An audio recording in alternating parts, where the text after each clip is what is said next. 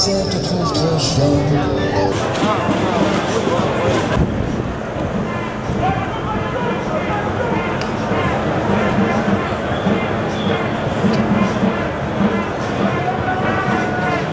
Le 22e acte du rassemblement des Gilets jaunes a lieu ce samedi 13 avril 2019 à Paris, à Place de la République. Des milliers de Gilets jaunes se sont donné rendez-vous sur la Place de la République. Le grand débat initié par Emmanuel Macron vient de prendre fin. Qu'en pensent les Gilets jaunes? Est-ce que les Gilets jaunes ont modifié leurs revendications ou les ont ajustées depuis le début du mouvement jusqu'à aujourd'hui? Nous allons leur demander. Et aussi, le fait que les Gilets jaunes n'aient pas de porte-parole ni de représentants officiels, est-ce la force des Gilets jaunes? Nous allons faire un parallèle avec la situation qui prévaut au Mali. Le mouvement de colère des Maliens s'est limité à l'acte 1. Est-ce que c'est parce qu'il y avait un leader, un porte-parole qui a sans doute affaibli les positions du rassemblement? En tout cas, l'imam Mahmoud Dicko, après son entrevue avec le président Ibrahim Boubacar Keïta, a décidé de surseoir à l'acte 2 de la mobilisation des Maliens. Qu'est-ce que les Gilets jaunes en pensent? C'est entre autres ces questions que nous allons poser aux Gilets jaunes aujourd'hui sur la place de la République. Donc quel bilan vous faites du grand débat initié par Emmanuel Macron? Pour le bilan du grand débat, j'ai pas trop vu les conclusions, j'ai pas trop regardé parce que pour moi en fait le grand débat c'est plutôt un sort de grand QCM, quelque chose d'instrumentalisé pour justement servir les intérêts du pouvoir, genre justement poser des questions très restreintes alors que depuis le début le mouvement de Gilets jaunes il y avait des revendications et là en fait on se pose, l'État pose un cadre. Et alors que tout simplement il aurait pu prendre les choses comme elles venaient. Et je ne sais pas si j'ai très bien répondu à la question, mais ce que je veux dire c'est pour moi c'est vraiment du pipeau. Et que j'espère juste que ça ne va pas décourager les gens. Ce bullshit, cette entourloupe, cette manipulation en fait. Enfin pour moi c'est une manipulation, voilà mon truc, ma réponse. Concernant le grand débat, pour l'instant donc on a eu l'annonce d'Édouard Philippe. Je suis plutôt dubitatif et pour l'instant on va attendre de voir qu'est-ce qui va en ressortir réellement parce que il a tracé des grandes lignes qui correspondent pas du tout en fait à ce dont on parle. Il parle de baisser les impôts, mais en réalité le problème c'est la justice fiscale. C'est pas tout à fait la même chose. C'est de répartir correctement l'impôt. C'est pas du tout pareil. Le fait de vouloir baisser l'impôt, ça peut être baisser l'impôt pour les plus riches par exemple. Donc pour moi, il n'a pas du tout convaincu. Voilà. Le bilan de la grande débâcle, on ne peut pas vraiment faire de bilan de ça. Le bilan, ils l'ont déjà fait. Ils l'avaient déjà fait avant de commencer le grand débat. Toutes les décisions ont été choisies. Ils nous ont sorti, je ne sais pas, il y a eu 2 millions de gens qui soi-disant, 2 millions de propositions pendant ce grand débat. Ils les ont traités en même pas 3 jours et ils sont arrivés aux conclusions que c'était exactement le programme de Macron et à travers Macron de la Commission européenne qui lui dicte ce qu'il faut qu'il fasse, sans parler de peut-être son ami Rothschild qui l'a formé avant qu'ils arrivent là. Et ils avaient déjà tout décidé, il n'y a pas de débat. Si vous voulez faire un débat aujourd'hui avec tout le monde, vous le faites sur Internet avec plein de propositions, avec beaucoup de gens qui parlent, avec toutes les autres propositions et vous faites au moment de voter dans toutes ces propositions un choix par approbation de la majorité. Au lieu de voter oui, non, tout ça, vous allez mettre des votes sur chacune des propositions de 1 à 10 et après vous faites la médiane de ça et vous prenez à 50% sur chacune des propositions tous les choix. Comme ça, ceux qui veulent bâcler d'un côté vers le bas ou au contraire survoter une loi, ça est lissé par cette grande médiane. Et là, vous arrivez à un débat où tout le monde peut s'exprimer et où tout le monde donnera son avis sur tous les sujets. En attendant, un débat qui est un monologue, c'est pas un débat et ça peut pas avoir de conclusion. Faut attendre de voir ce qu'ils vont dire, mais de toute façon, personnellement, moi j'attends rien. Ça a été annoncé dès le départ que de toute façon, le cap allait être maintenu, voilà, tout ça, tout cet enfumage. Donc moi j'attends rien de ça, quoi. Et puis surtout que on peut savoir déjà de toute façon, quel que soit ce que va dire Macron, il y a un truc qui est sûr et certain et qui sera toujours sûr et certain sur tout ce qu'il fait, sur tout ce qu'il entreprend, c'est que rien ne sera aux dépens des banques et de la finance. Si vous regardez tout ce qu'a fait Macron, tout ce qu'il fera, tout ce qu'il a fait, ce qu'on demande, c'est de la justice fiscale. Donc ça passera obligatoirement par une remise en cause de tout ça, quoi. On n'appelle pas ça le grand débat chez nous, on appelle ça le grand dégât, déjà. Je sais même pas ce qui s'est dit au grand débat, je crois que c'était juste une mascarade, donc ça m'intéresse même pas tellement en fait. Je crois que c'était juste pour faire parler de lui et pour préparer les européennes, donc c'était pas du tout une réponse aux gilets jaunes en fait. C'était pas de l'intérêt pour notre mouvement, c'était juste pour faire de la com. Donc ça m'intéresse pas et je crois pas que les conclusions soient bonnes en plus. Le grand débat a servi à 4 points les plus importants qui ont été développés en but. C'est ce qu'on dit depuis le départ, nous les Gilets jaunes. Trop d'impôts, trop de taxes, pas assez de démocratie, plus d'économie écologique. Voilà, ça a coûté 12 millions pour ça. Je pense qu'ils devraient gérer un peu mieux. À la fois, je ne vais pas critiquer, c'est quand même une bonne chose qui a été faite. Ça dérange toujours cet argent considérable dépensé pour si peu, quoi. C'est des choses évidentes qui sont là et personne ne fait rien puisque tout le monde voit son intérêt. Voilà. Alors le grand débat, je ne l'ai même pas regardé. Ça ne m'intéresse pas à partir du moment où le Macron fait les questions, puisqu'il a limité à, je crois, une trentaine de questions le débat, l'amplitude et les sujets qui pouvaient être abordés. Et ensuite, il a fait lui-même le débat en prenant la parole pendant des heures. Je crois que le record, c'est 7 ou 8 heures de débat continuel où c'est Macron qui mouille la chemise devant les maires de France principalement. Il a fait sa tournée promotionnelle pour les européennes. Des grands débats, c'est la tournée de Macron pour les européennes, c'est tout. Et il a fait les questions, il a fait le sujet, et il a fait bientôt les réponses, je dirais à Édouard Philippe, parce que bon, ça commençait à devenir vraiment gros, quoi. Donc il est omniprésent, il a commencé sa campagne des européennes aux frais des Français, sur toutes les chaînes qu'il contrôle, quoi. Voilà. Est-ce que au fur et à mesure du mouvement de l'acte 1 jusqu'à l'acte 22 aujourd'hui, est-ce que les revendications des Gilets jaunes ont été modifiées ou ont été réajustées ? Bah pour moi complètement en fait. Et d'ailleurs c'est même une grosse erreur de l'État. Si l'État avait essayé de répondre directement aux besoins dès le début, ce serait peut-être marché en fait. Et mine de rien en fait les gens sont vachement politisés. C'est vraiment un bonheur immense de voir toutes ces personnes qui voulaient pas se mêler de ces choses-là, en fait, ils considéraient que ça les regardait pas forcément ou que c'est un sort de ras-le-bol et les gens sont vraiment intéressés. Et on est parti de juste une taxe sur l'essence à une volonté démocratique autour du RIC et maintenant il y a des volontés encore plus loin que le RIC, il y a une réelle volonté de renouveau, de casser la démocratie. Enfin, j'entends moi des gens qui sont même plus en train d'attendre de l'État en fait. Il n'y a même plus une volonté d'attendre quelque chose de l'État, il y a une volonté de refaire la France, de recadrer, de plus être dans la démocratie, dans la République pardon, mais de créer par exemple la première démocratie. Plus la République, la théocratie, enfin je sais même pas si on peut appeler ça une théocratie, enfin cet état. Donc du coup pour moi il y a vraiment un changement en fait, il y a vraiment une évolution dans le mouvement. Je pense qu'en fait elles se sont consolidées. Elles se sont consolidées dans la mesure où au départ donc il y avait cette taxe sur le carburant qui avait donc allumé la mèche.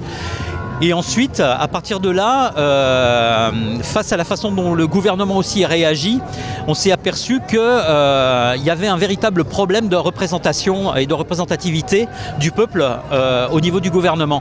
Mais j'ai envie de dire qu'on le savait depuis déjà des années, parce que ça fait des années que le taux d'abstention est très important et que du coup les gens ne sont pas du tout légitimes quand ils sont élus. Voilà. Non, dans l'absolu, on est très loin. Quand on parle du RIC, de leur grande volonté principale, aucune n'a été donnée par le gouvernement. Par contre, au début du mouvement, quand déjà ils ont commencé à l'ignorer pendant les 2-3 premiers actes. Puis ils ont essayé de donner une réponse rapide en achetant le peuple, en donnant une des revendications des Gilets jaunes était justement de pouvoir vivre dignement de leur salaire et d'avoir quelque chose. Donc là, ils ont lâché 300 € à tous les smicards, peut-être 3-5 millions de personnes.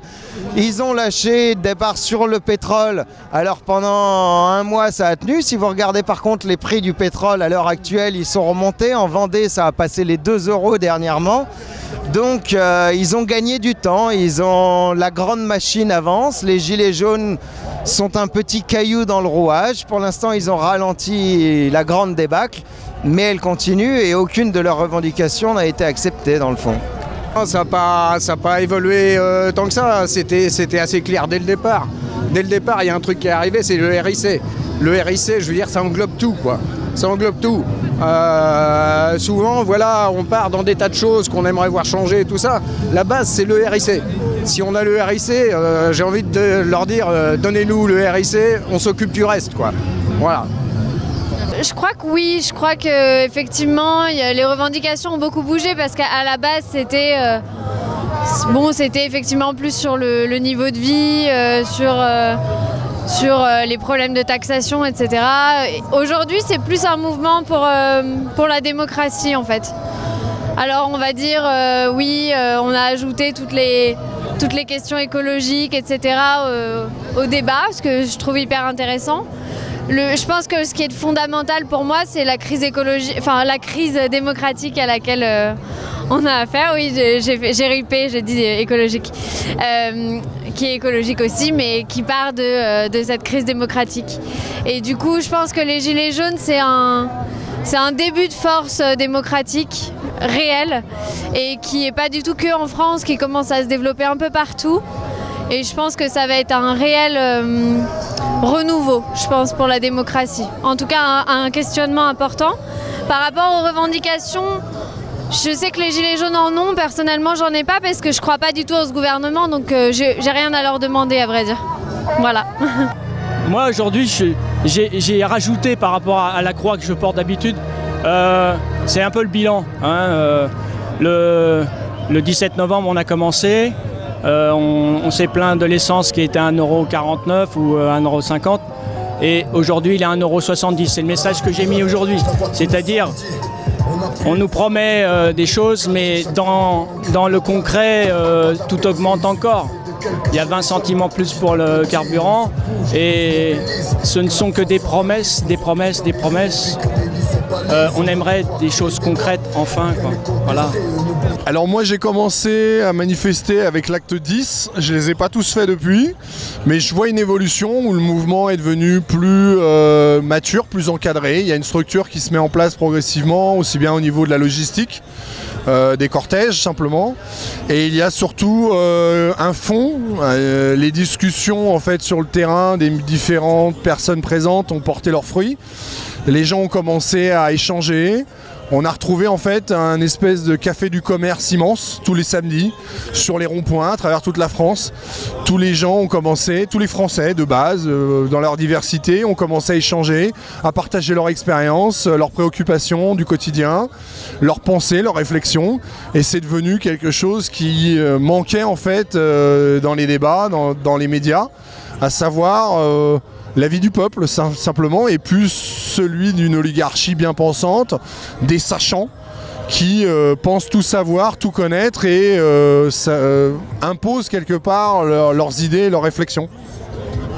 Est-ce que vous pensez que le fait que les Gilets jaunes n'aient pas de porte-parole, n'aient pas de leader, n'ont pas élu quelqu'un, est-ce que vous pensez que le mouvement tient sa force de là?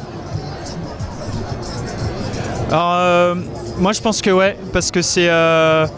déjà ça montre un effort démocratique sans le vouloir peut-être. Les gens, enfin on sait par dégoût de notre propre système représentatif, et ben on a permis en fait de se poser des questions, de se dire ouais on a un problème de représentativité, et les gens en fait directement se sont dit on veut pas de représentants. Et même les peu de représentants qu'il y a eu, et ben tout de suite on met des limites, on met d'énormes limites. Alors que nos représentants, en fait, on leur donne beaucoup de pouvoir, mais il n'y a pas de contre-pouvoir. Alors que là, directement, les gens, ils veulent pas en fait tomber dans cette représentativité. Et c'est ça la grande force, c'est que du coup, en fait, ça reste très ça reste des gilets jaunes, c'est pas les gilets jaunes, c'est des gilets jaunes. Il y a des groupes différents, il y a des opinions différentes, et ça représente vraiment en fait ce qu'est l'humain, ce qu'est une société. C'est différent, c'est plein de points de vue différents, et c'est le fait qu'il n'y ait pas de représentants, en plus ça limite le fait de faire une pression sur une personne. J'avais suivi beaucoup ce qui était passé tout au début du mouvement. Il y avait des gens qui s'étaient plus ou moins mis représentants, mais sans vraiment le vouloir, et ils avaient demandé à ce que l'État filme la négociation. Ils ont refusé, et parce qu'ils ne pouvaient pas être contrôlés, parce que les représentants, enfin les soi-disant représentants des Gilets jaunes ne pouvaient pas être représentés, et ben du coup ne pouvaient pas être contrôlés, et ben du coup en fait ils ont refusé. Donc c'est en mettant la pression comme ça, du coup ça a permis vraiment de représenter vraiment la chose. Donc moi je pense que, pour répondre du coup à la question, je pense que c'est une grande force. Oui, je pense que ça vient de là, parce qu'en fait ce qu'il faut voir dans les Gilets jaunes, c'est pas comment dire, un programme politique totalement établi. Ça, c'est le travail des professionnels de monter un programme. En revanche, les Gilets jaunes, eux, ce sont des lanceurs d'alerte. C'est la possibilité, c'est la capacité justement de dire non mais attendez, là vous faites n'importe quoi. Là, on en chie et ça va pas du tout. Donc, les Gilets jaunes sont là pour quelque part donner un coup de fouet, pour rappeler qu'en fait, le travail n'est pas fait correctement. En revanche, on a des gens qui sont censés dont c'est censé être la profession, et qui sont censés faire justement ce travail convenablement. Or là, au bilan actuel, ça va pas du tout. Ça va pas du tout. On veut gérer un virage écologique, mais en même temps, de l'autre côté, on va pas redistribuer correctement les richesses, ce qui fait qu'on peut pas donner la possibilité aux gens d'évoluer justement vers de l'écologie, puisqu'ils en ont même pas les moyens. Donc du coup, pour moi, ça marche pas du tout ce qu'ils ont proposé. Voilà. Non, justement, quand vous dites c'est leur force, moi je pense que c'est surtout leur vérité. Et que c'est cette vérité-là qui transparaît et qui devient leur force. C'est qu'il y a énormément de gens qui ont du bon sens, même s'ils ne connaissent pas tous les détails de comment on leur met à l'envers, de comment ça se passe dans la réalité de chaque détail. Ils ont bien compris le schéma général des choses. Et c'est ce réveil justement du peuple, de la masse, qui, à travers justement un petit gilet qu'on a forcé à tout le monde à avoir dans sa voiture, donc que tout le monde ou tous ceux qui ont des voitures possèdent, qui leur a permis justement de se réunifier. Leur force, c'est de trouver ce terrain d'entente sur tous les endroits où chaque personne individuellement, chaque groupe de personnes, chaque profession se fait déboîter chacune les unes après les autres, mais pas au même moment. Il y a 2 mois, 3 mois d'écart. Justement, la force, c'est cette unité de tous ces gens qui se rendent compte que c'est chacun leur tour qu'ils y passent, et que là, ils réfléchissent ensemble. On nous promet que pour l'avenir, c'est l'intelligence artificielle qui va nous permettre de résoudre tous les problèmes. Là, ils montrent que c'est l'intelligence collective qui a une possibilité, grâce à Internet, grâce aux médias comme vous, qui donnent la parole à toutes ces personnes, de réunir tous ces cerveaux et de les faire s'entendre sur l'avenir qu'ils ont envie d'avoir ensemble. Ouais. Ça c'est la question des représentants. Le mouvement dans son essence, c'est ce qu'il a de fort. C'est de ne pas avoir de représentants. On voit avec la récupération toujours, même les syndicats, tout ça, voilà. À partir du moment où vous avez une tête qui dépasse, c'est facile de la choper, soit de l'acheter, soit de la couper, tout ça. Donc la force du mouvement de Gilets jaunes, justement, c'est un mouvement de pouvoir horizontal. Parce que toutes les petites individualités, tous les égos qui peuvent se manifester chez des gens qui arrivent à des fonctions, qui arrivent à des grades, des choses comme ça, tout ça, ce sera noyé dans la masse. Donc c'est-à-dire qu'un arriviste, il pèsera pas plus qu'un mec qui pense aux autres. Voilà. Horizontaliser le pouvoir, c'est le principe du truc. Et c'est pour ça que la liste électorale aux élections, c'était la connerie, mais la connerie finie, quoi. Finie. totalement contraire au mouvement, Et voilà, il faut garder cette horizontalité, ne serait-ce que pour être complètement insaisissable, inachetable. Oui, je pense que c'est important que ça soit développé comme ça et qu'il n'y ait pas eu de récupération. Ça, c'est le mot un peu préféré aussi, récupération. Après, je trouve ça important aussi que les syndicats soient à nos côtés, que les associations le soient également. Je trouve que voilà, tout le monde peut se reconnaître dans le mouvement, hors peut-être parti politique. Et finalement, non, c'est très bien qu'il n'y ait pas eu de... Ouais, c'est ce que tout le monde attend, hein, qu'on ait un grand représentant, un sauveur Gilets jaunes, mais c'est pas du tout ce que veulent les Gilets jaunes. Ils veulent juste se rencontrer, être ensemble, débattre et puis réinventer la démocratie. Donc à vrai dire, on n'aura pas de sauveur là-dessus, donc voilà. L'autre jour, ils ont parlé, est-ce que les Gilets jaunes sont des parias? Sur la croix, j'ai mis « Je suis le roi des parias ». Il n'y a rien de mauvais à prononcer ce mot paria, ça nous va très bien. Nous sommes un mouvement nouveau qui est... faudrait regarder dans le dictionnaire ce que veut dire paria. Et aujourd'hui, j'ai mis sur ma croix je suis le roi des parias, si vous voulez. Bon, s'il y a besoin d'un meneur, je me revendique être paria, voilà.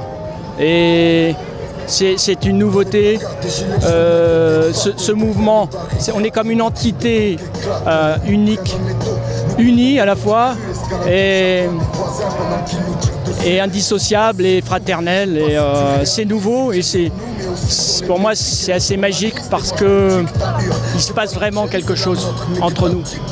La fraternité,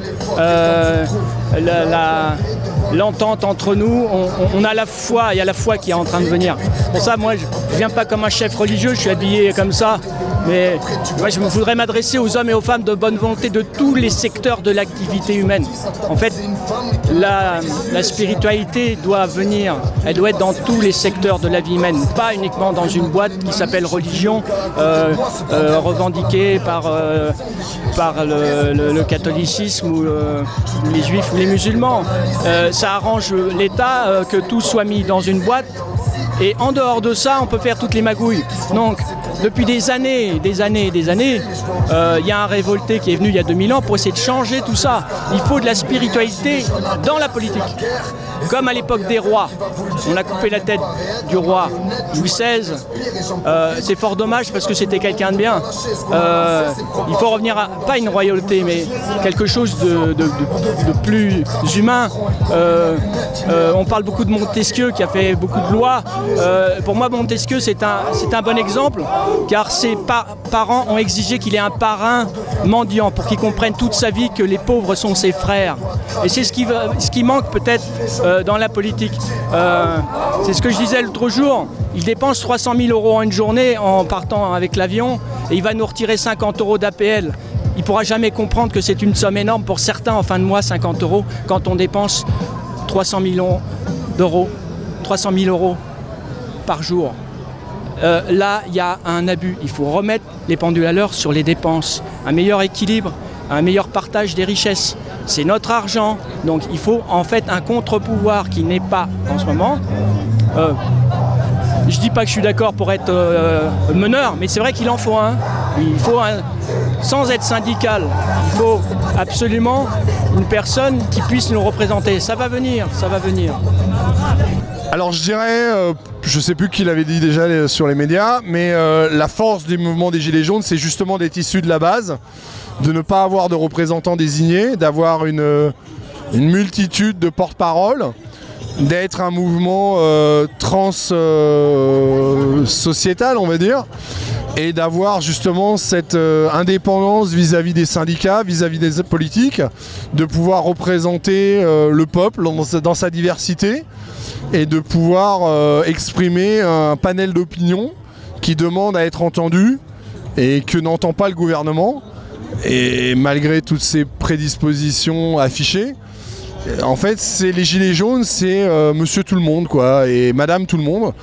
On va pas exclure les femmes, dans sa multitude, dans sa diversité de conditions sociales, d'origine, d'expérience, de vie. Et c'est en fait quelque chose qui permet de transcrire le panel de la société française. Maintenant, ça protège aussi le fait qu'il n'y ait pas de leader désigné, d'influence, de corruption, de pression, parce qu'on a vu Éric Drouet perquisitionné, d'autres leaders aussi être sanctionnés personnellement.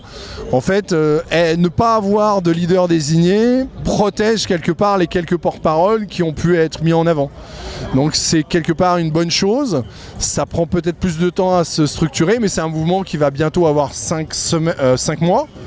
Donc c'est très jeune, quoi. Je veux dire, pour un mouvement politique, parce qu'au final il y aura une issue politique à tout ça, c'est un mouvement qui est dans les phases de début.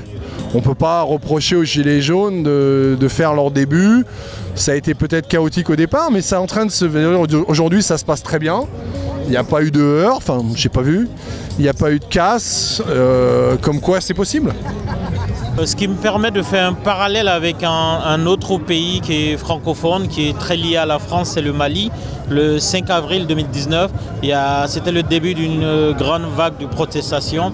Des centaines de milliers de Maliens ont marché dans les rues de Bamako pour demander le départ de l'armée française, que les populations considèrent comme étant une armée d'occupation, le départ du président et de son premier ministre, la fin des massacres communautaires et une véritable lutte contre la corruption et le terrorisme dans le pays. Et ce mouvement a désigné un porte-parole, a désigné un leader qui est allé rencontrer le président de la République, qui a discuté avec lui, et au sorti de cette discussion, il a demandé la suspension du mouvement. Donc il était prévu un acte 2 et ça devait avoir lieu vendredi dernier. Cet acte 2 n'a jamais eu lieu. Est-ce que vous, en tant que Gilets jaunes qui fonctionnez dans un mouvement transversal, vous pensez que les Maliens ont commis l'erreur de désigner un porte-parole ? Là je peux pas m'avancer parce que déjà je connais pas le Mali, je sais pas quels sont tous les problèmes qu'il y a actuellement au Mali et par contre la seule chose que je peux dire c'est que les Maliens font comme ils peuvent et que j'espère pour eux en tout cas qu'ils trouveront gain de cause, quoi, mais je peux pas juger, je sais pas. Bah, effectivement, c'est dommage qu'ils aient élu, enfin qu'ils ont un représentant, mais en même temps, c'est la voie habituelle qu'on a. Et moi, j'aurais tendance à... Je pense que ouais, ça a peut-être essoufflé. Enfin, je sais pas comment. J'avoue que je savais pas du tout qu'il y avait une demande de représentativité, qu'il y avait eu des négociations. Et moi, j'aurais tendance vraiment, moi, j'encourage vraiment les Maliens à continuer dans leur lutte. Parce que ce qui se passe, ce que fait le gouvernement français à l'étranger et donc au Mali, c'est quelque chose d'horrible. Enfin, c'est du colonialisme 2.0. Enfin, c'est vraiment horrible. Depuis Hollande, c'est vraiment de la merde ce que fait. On devrait tous être dans la rue à contester ça. Et moi, j'engage. Enfin, je voudrais vraiment que les Maliens, enfin, ou même n'importe quelle personne en réalité, se battent pour continuer le mouvement et n'écoutent pas le représentant, en fait. Que le représentant de ces négociations soit déchu, en fait. Voilà. Bah, tout d'abord, avec tous les Maliens qui ont manifesté, on est complètement de leur côté. Parce que la France qu'ils sont en train d'essayer de mettre dehors, c'est la même France corrompue que nous, Français, on est en train d'essayer de mettre dehors aujourd'hui. En tant que francophones, eux qui parlent la même langue que nous et où donc on peut s'exprimer et se comprendre les uns les autres, on a le même combat au final. C'est-à-dire qu'on a des gouvernements corrompus qui nous exploitent. Quand on essaye même de les combattre, parfois, on va nommer un leader parce qu'il y en a un parmi nous qui parle très bien, qui est efficace, qui est fort. Et après, on se rend compte que quand cet homme qui est placé au-dessus de la foule continue à parler avec ces hommes qui sont au-dessus de la foule et qui sont le gouvernement, ils finissent par trouver entente et par assouvir tous les désirs du peuple, par anéantir tous les désirs du peuple en leur disant c'est bon, maintenant c'est calmé avec une petite chose, avec tout ça. Mais ça nous empêche de mener le combat jusqu'au bout, de diviser ce pouvoir tellement dans les mains de tout le monde, que tout le monde en est détenteur en commun.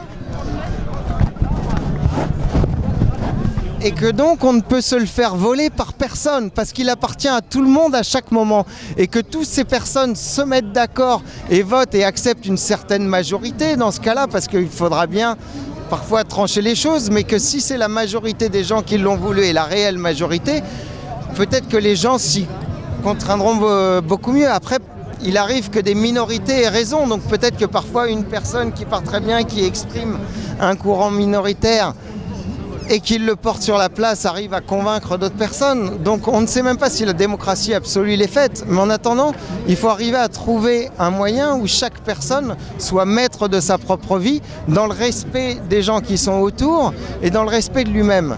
Et ça, c'est le combat qu'on essaye de mener. S'ils ont fait une erreur, je ne sais pas, j'ai pas la fin, mais d'avoir un leader, c'est peut-être lui qui a commis une erreur, qui les a encore trompés, parce qu'on a eu confiance en quelqu'un qui pouvait porter le combat à notre place, alors qu'on doit tous être présents et tous apprendre à faire encore meilleur à chaque fois pour continuer ce combat qui est simplement notre vie, qui est le partage de l'organisation tous ensemble, qu'on puisse vivre tous ensemble. J'ai vu quelque chose de très intéressant l'autre soir, les Gilets jaunes au tout début décembre, devaient être reçus à 6 à l'Élysée ou à Matignon, je ne sais plus exactement.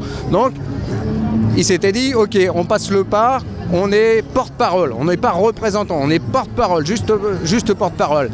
Mais ils ont exigé pour la réunion que la réunion se passe seulement s'ils étaient filmés. Donc filmer, ça voulait dire qu'ils avaient tous les comptes à rendre aux autres. Voilà. Donc ça veut dire, on veut bien être les porte-paroles, mais sous votre surveillance. Voilà. Donc c'est toujours le problème. Dès qu'il y a une tête qui dépasse, voilà, on l'achète, on se débrouille, voilà. Et je pense que là c'est ce qui était proposé avec ces 6 représentants. Là, c'était parfait. Et c'est bien justement pour ça que ça a été refusé par le gouvernement. Donc le gouvernement, à partir du moment où ils ont su qu'ils allaient être filmés, ils ont annulé la réunion. Voilà, donc ça montre bien les visées de tout ça, quoi. C'est-à-dire de négocier avec des représentants et puis s'arranger, voilà. On voit ce que ça donne. Et sur le cas du Mali? Eh ben le Mali, je leur souhaite tout le meilleur du monde aux Maliens. Si c'est pour... je connais pas l'histoire du truc, excusez-moi, mais si c'est pour qu'un peuple gagne en liberté, gagne en souveraineté, je lui souhaite tout le meilleur du monde, quoi. Mais qu'il fasse bien gaffe, quoi, que les Maliens fassent bien gaffe à toujours horizontaliser le pouvoir, horizontaliser le plus possible. Et se méfier des délégués, faire tourner les délégués. Il ne faut pas que ce soit toujours les mêmes, voilà. Faut faire très attention à ça. Alors je savais pas qu'ils avaient quelqu'un qui avait été désigné, etc. et qui avait un peu tué le mouvement, donc c'est intéressant. Ça m'étonne pas vraiment, à vrai dire, que effectivement, dès qu'il y a une discussion entre 2 personnes, notamment le président et cet homme-là, ça m'étonne pas que le mouvement ait tout de suite été tué à sa base. La force d'un mouvement social, c'est aussi de garder cette base sociale, cette base populaire, et de garder aussi cette violence populaire, finalement, cette colère. Et si tout de suite on rentre dans des revendications et dans des discussions, on perd toute cette colère. Et c'est pas très intéressant. Voilà. Mais j'espère quand même qu'ils vont continuer au Mali parce qu'on a bien foutu la merde et c'est grâce à notre président Hollande. Et voilà. Je le donne aux Maliens et aux Français. C'est pas dans la violence qu'on va y arriver. Moi, je suis à toujours respecter Monsieur le Président Macron. Il faut transformer les choses et non pas casser les choses. Je suis un alchimiste. L'alchimie, c'est de transformer le plomb en or. C'est ce qu'il a fait. On l'a vu dans la rue, avoir des SDF. Il y a des efforts qui sont faits, même s'il y a des gens qui vont critiquer en disant que c'est pour les élections européennes. Non, il y a un progrès. Donc c'est plutôt dans ce sens-là, et c'est dans la fraternité, dans les 2 sens, entre les Gilets jaunes et le pouvoir, qu'on peut y arriver, qu'on revienne à la vraie démocratie et à la République. À mon avis, l'erreur qu'ils ont faite, c'est de désigner une personne qui représente le pouvoir. Normalement, si on est en référendum, le public a un droit de regard sur les lois et il doit faire valoir ces lois. Donc discuter et ne pas se confronter et vouloir détruire quelque chose d'établi. À quoi ça sert de détruire un pouvoir pour après recommencer avec les mêmes? Donc il faut faire avec ce qu'on a et voilà, le grand débat est venu inconsciemment peut-être grâce aux Gilets jaunes, donc continuons. En fait, oui, avoir un leader, c'est aussi l'exposer à la pression, dans le sens où on désigne quelqu'un qui va être soumis à la corruption, qui va être soumis aux tentations, ou à l'inverse, aux tentatives de pression jusqu'à l'assassinat du pouvoir. Je veux dire, c'est déjà arrivé dans le monde. On a déjà eu des leaders démocratiquement élus, portés par le peuple, en Amérique du Sud, en Afrique, en Europe, qui ont été simplement dégagés manu militari, si je puis dire, par le pouvoir qui ne voulait pas de contestation sociale ou populaire. Donc je connais pas bien le problème malien, mais le peuple a souvent raison. Je veux dire, si la logique du bon sens populaire n'est pas écoutée, est réprimée dans la violence, elle finit toujours par se faire entendre. C'est une question de durée, c'est une question de souffrance, c'est une question de maintenir la pression sur l'État, c'est une question de se faire entendre, c'est une question de relais médiatique. Et il faut en fait continuer la lutte peut-être par des moyens plus... et nous heureusement on commence à en sortir, mais la violence parfois est nécessaire.